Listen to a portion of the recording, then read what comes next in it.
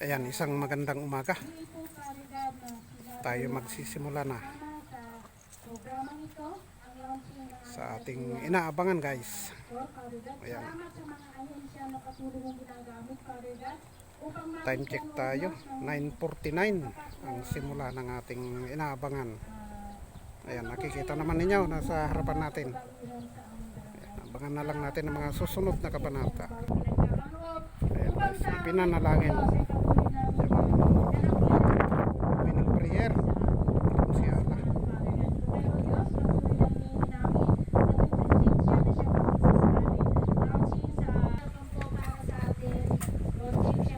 Ayan po ang ating masipag na tagapamahala ng RIC Barangay Salay. Ilolons niya, guys.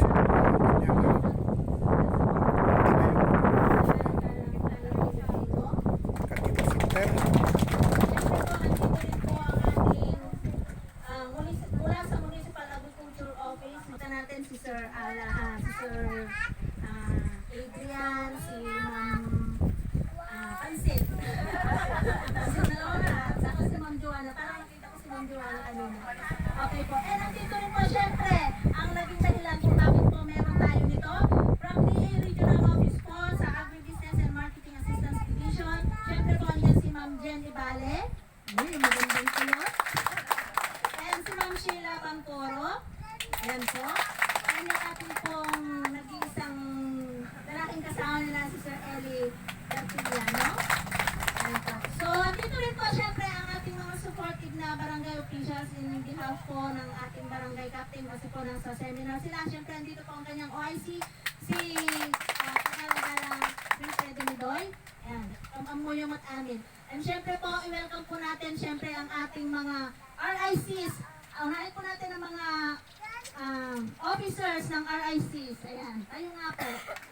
Ayan, ang officers po ng RIC ay may 21. 21 po kami lahat. Opo.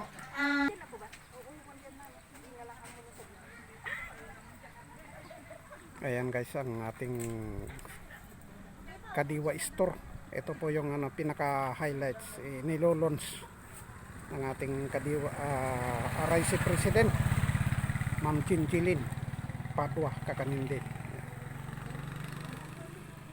Silipin natin ang loob ng konti.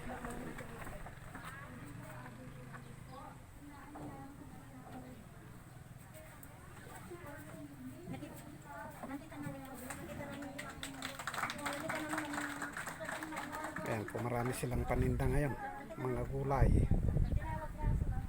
Ayan, priority nila. Mayroon din silang mga drinks, palaman, gano'n.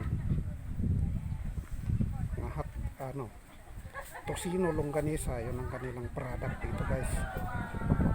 Kaya, saka ang pinakapunto ngayon, guys, dito is itong pagtitinda ng bigas. Ayan, kikita nyo.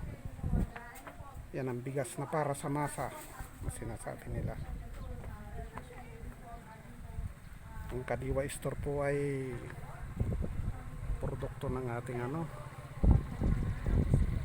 Pangulo ng Pilipinas, kagalang-galang na Bongbong Marcos. Ayan. Sir Arnold Mauricio po na palagian po na tutulong po kung ano man po yung mga pangailangan nyo. Hindi lang po syempre ang OPAC, ang DA, syempre po ang DTIDOST, lahat po na natulong na hindi po tayong permit. So syempre sa munisipyo din po, isa rin po yan sa requirement natin. So bakit nga daw po ba may Kadiwa? Sino po nakakaalam po ano ang Kadiwa? Lagi natin narinig Kadiwa, Kadiwa, Kadiwa ng Pangulo. Pero may ibig po bang sabihin yung Kadiwa? Sino daw po nakakaalam? May papremyo si Ma'am Jen. Mababang presyo. Tama po. Ano ka po? Mababang presyo. Kaya nga po napabili agad ako, isipin yung 35 pesos per kilo yung bigas. Bumili na ako. Yung binibili ko 60 pesos. So yun po. Ano po, Ayan, mababang guys, presyo? Ano po?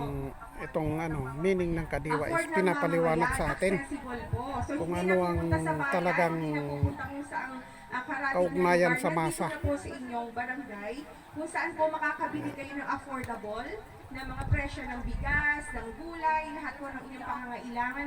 Baka sa susunod may gasol na dito. Ano pa bang wala? Ano pa bang wala sa inyo? Hindi si po nga kayo. Ayan, Ano pa ba guys. yung mga basic needs na wala Yung dito sa kadiwa tindahan ay mo? maraming Siguro nakapaloob babalik kasi natin dyan. kompleto na.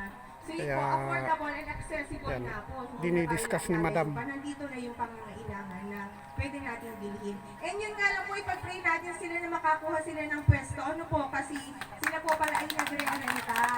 Opo, nagre-renta sila. Baka naman mamaya biglang maisip ng may-ari na bumalik agad. So yun po, magkakaproblema sila sa kanilang pwesto. Sana makabili po sila talaga ng kanila. Kasi di ba po parang ang ganda nung may sarili ka na agad tahanan? So, nawali lang po kasi ako. Tiwalang-tiwala po naman ako na may office in church ako. Yung pala, wala naman dito. Nararating ko lang po kasi kagabi. Ang pinaka-head ng At medyo napasarap po yata ng tulog. Hindi ko kasi, alam mo kasi may agriculture dito sa Dipakulaw. para po dito sa Kadiwa Store. Nung ang dami naman ng tawag sa akin, daming thanks, kaya nakaturan ako kung pumunta rito. At hindi ko maalam kung ano ito, sabi nga, kung daw, inauguration daw ng Kadiwa Store. At napakaswerte nga po ng Hope RIC ng Dipakulaw. Lahat na po yata ng biyaya, nakuha na nila eh. Bati, Ayan guys. Ang nagsasalita, Mr. Armando Idrada. Siya kung sasagot pagkasakali. Lahat po yung mga konsyal na Isang nandito, masayahing namumuno sa kay Konsyal agriculture. Ernest, kay Konsyal Siyang Pansi. head. Sino pa ba? Dipakulaw. Sa lahat po ng mga barangay officials po dito sa mga Hope RIC officials and members, magandang umaga. Pasensya na po, talagang humapol lang po ako. Maraming salamat po, sir, sa ating message.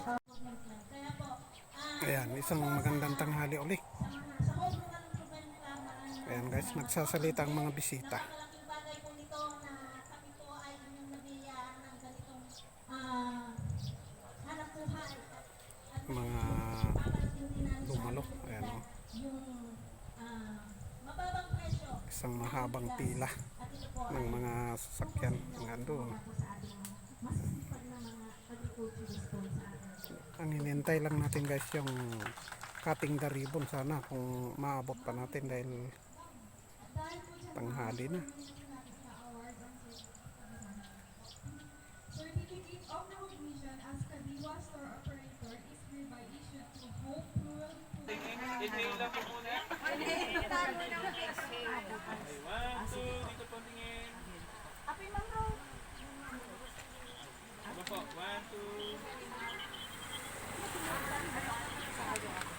Yan.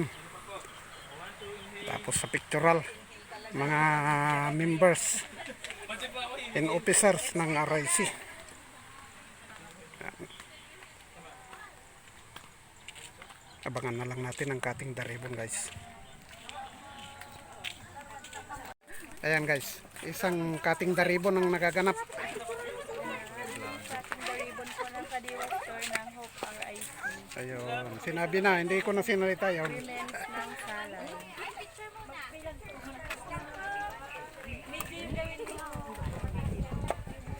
Ang daming vloggers. Siyempre, Bibong!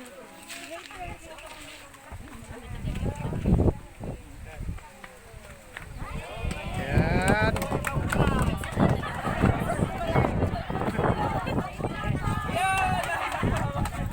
Ayan guys, maluwalhating na idaos sa ating cutting the ribbon sa ating Kadiwa Store, Barangay Salay. Dito lang yan sa Purok 5. Ang kinatatayuan ng ating RIC Kadiwa Store sa pangunguna ni Madam Jinggilin Padua Kakanindin. Ayan siya.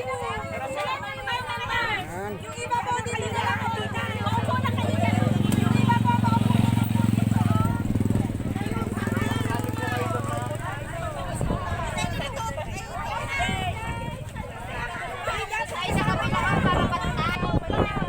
Yan, picture na guys. Picture taking.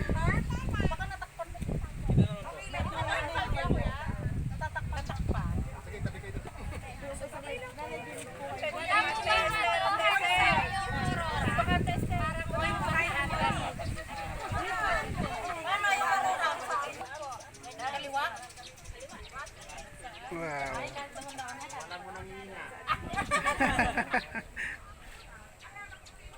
Okay na. Sa wakas, natapos din guys.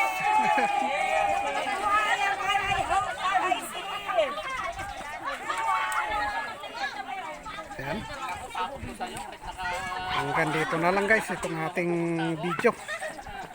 Itong for today's video natin. Sa ngalan ni Manong Lakay Assorted Vlog po, gumagalang. Nakabase dito sa Barangay Salay.